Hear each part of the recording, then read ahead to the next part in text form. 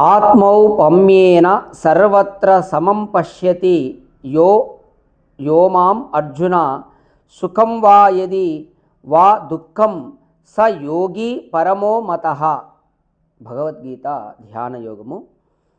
ఇక్కడ చూడండి తాత్పర్యము.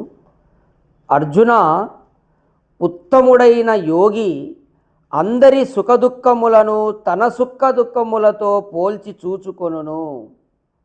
ఎవరైతే ఈ విధంగా ఒక ఉత్తముడైనటువంటి యోగి ఎట్లా ఉంటాడంటే, ఇతరులు ఎవరైనా దుఃఖపడతంటే గిన చూడలేడు, తను దుఃఖపడుతున్నట్టు భావిస్తాడన్నమాట.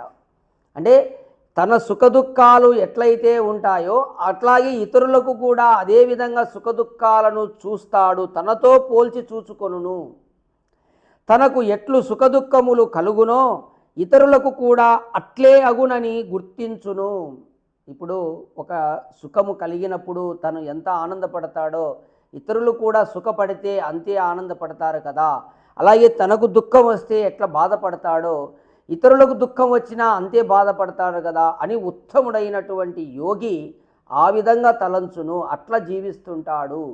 అంటే ఇప్పుడు చూడండి, మనం ఏం చేస్తున్నాం, మన సుఖం కొరకు జంతువులను బలిస్తున్నాం, ప్రాణులను చంపి దాని ఆహారం తీసుకుంటున్నాం మనం సుఖపడడానికి.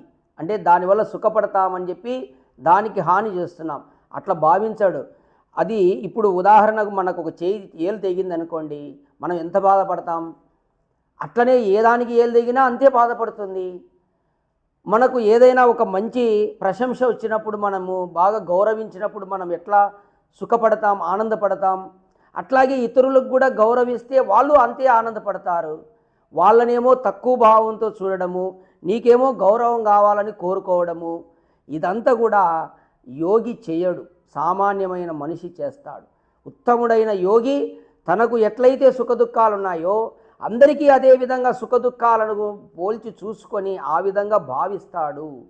ఓం.